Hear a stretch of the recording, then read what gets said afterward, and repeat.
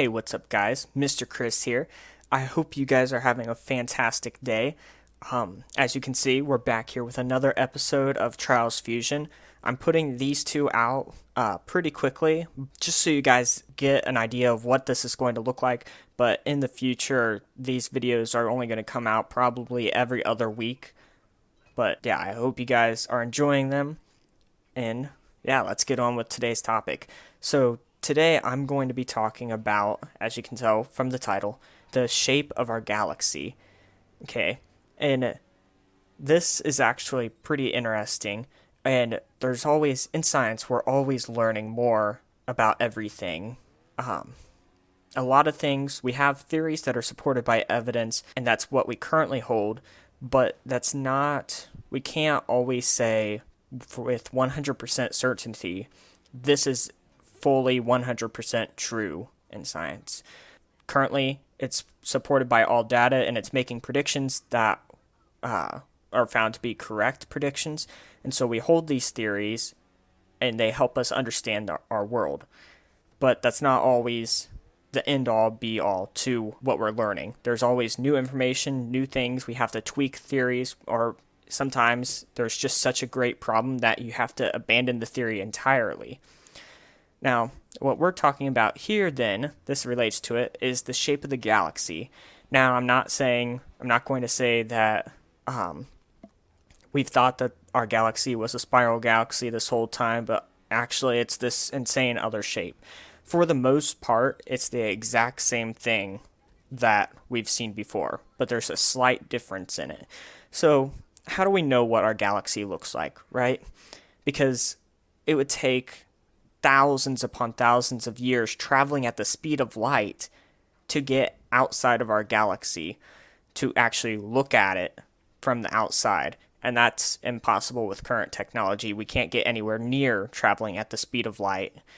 And even then, it would take us, like I said, like around 100, or it would take traveling the entire distance of the galaxy, it would take 100,000 years traveling at the speed of light.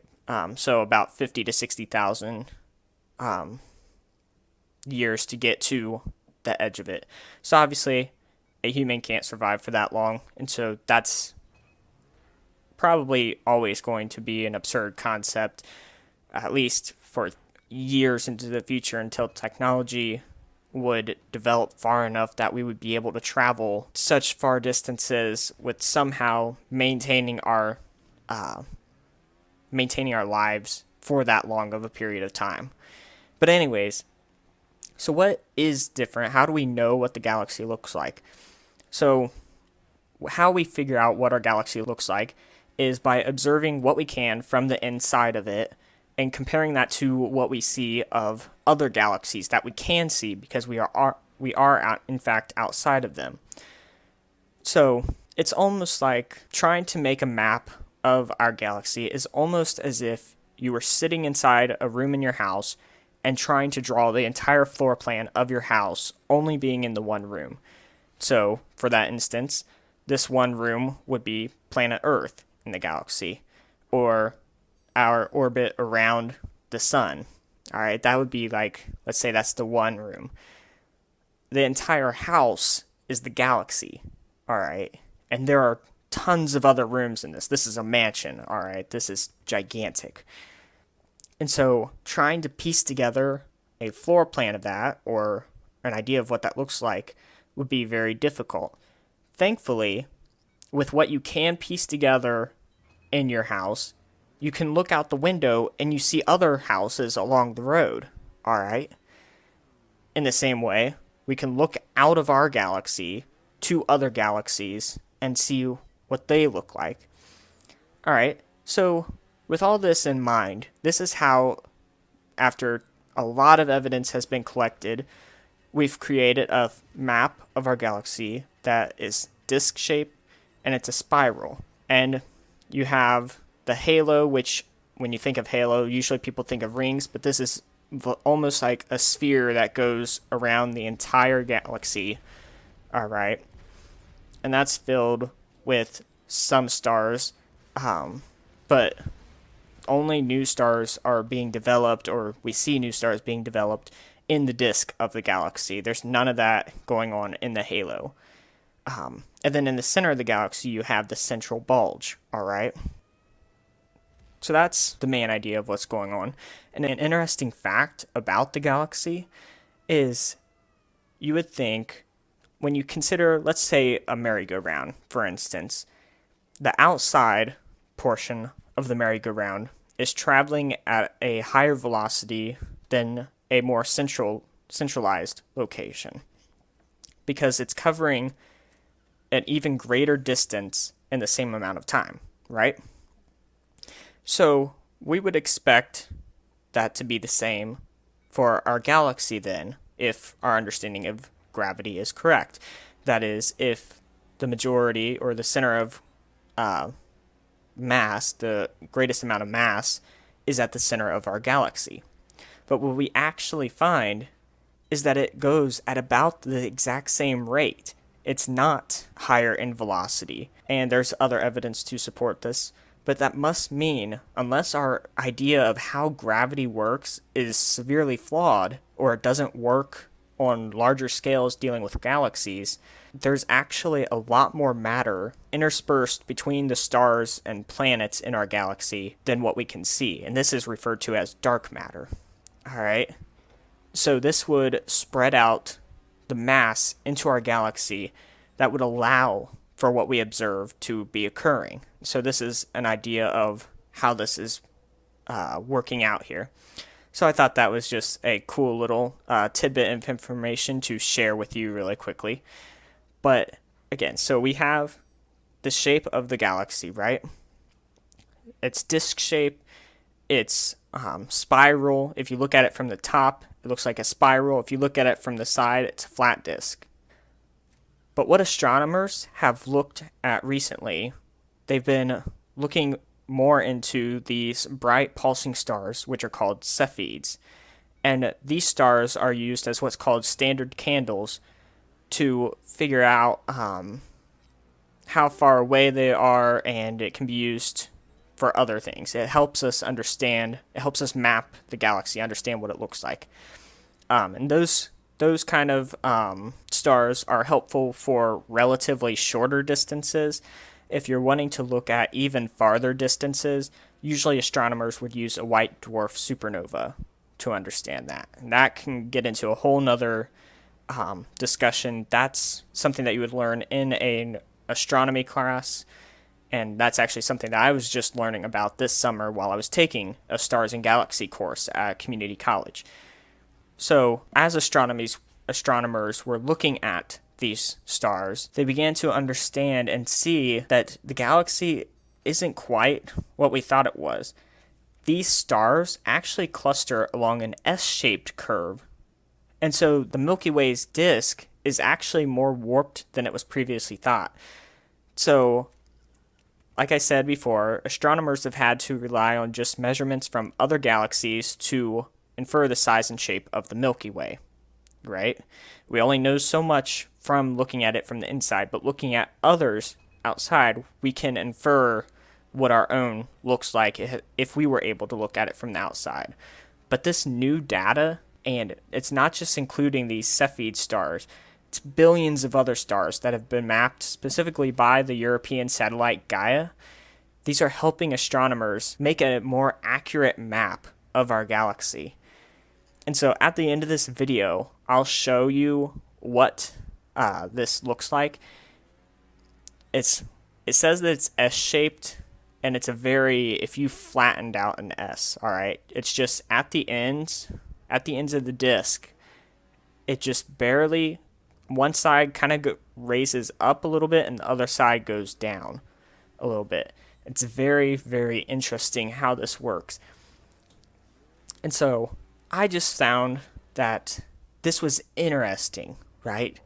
How in our textbooks, what we've known so far, the galaxy, our Milky Way galaxy, is just a flat disk. It's a spiral galaxy. That's what it is.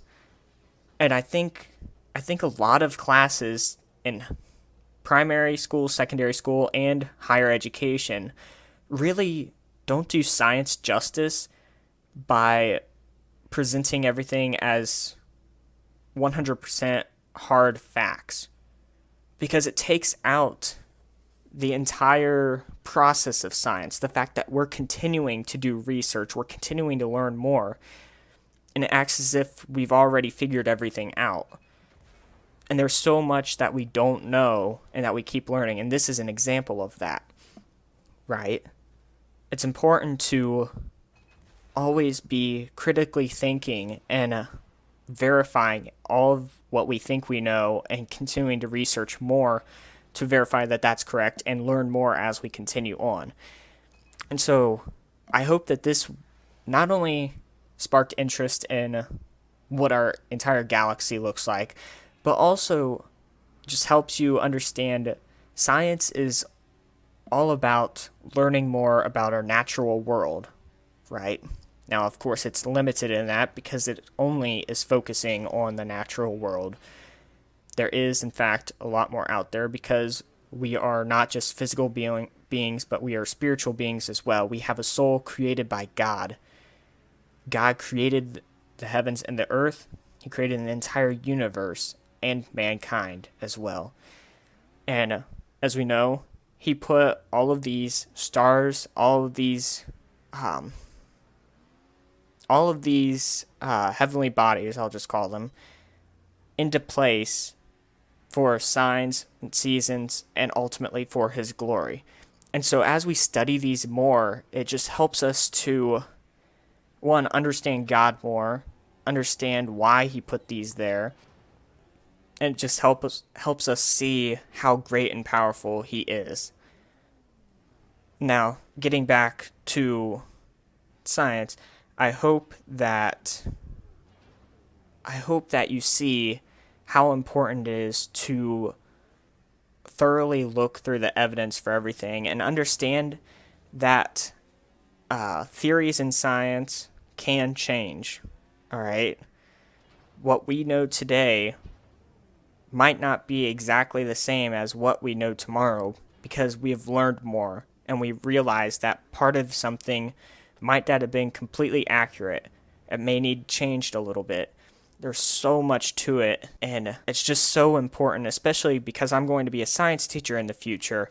I want to make sure that I'm up to date on information, that I'm actually teaching what we know today, what we know about the universe, about life, about everything like that. We're always learning more. And so I don't want to just present, these are the facts. Especially a lot of schools still have textbooks that are dozens of years old. And so they're just continuing to teach the same things over and over again. And there's a lot of students who think they know things about science, and a lot of these don't continue into science-related fields, STEM-related fields. But those who do realize, wow, there's a lot more to this. I'm learning a lot more. What I was taught in high school isn't actually what is true now, what we know to be true now, right? What's true is objectively always true, but we're learning more and understanding what is true. So, yeah, I just thought that this was interesting. I thought it was awesome to look at. And like I said, again, I'm going to put a picture of the new idea of what the galaxy looks like at the end of this video. So I hope you guys have a fantastic day. If you want to contact me, be sure to do that. You can do that. Comment down below. Tell me what you think about this. Tell me about any other experiences where you were taught something in school, whether that be primary, secondary, or higher education, that you later found out, well, that's not actually accurate, or that's not true. Yeah, just let me know about that. Comment down below what other videos you want to see.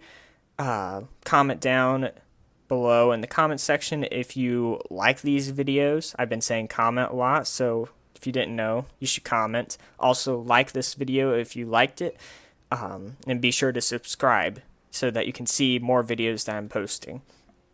Yeah, so at this point, I think that's it. I'm going to end the video off here.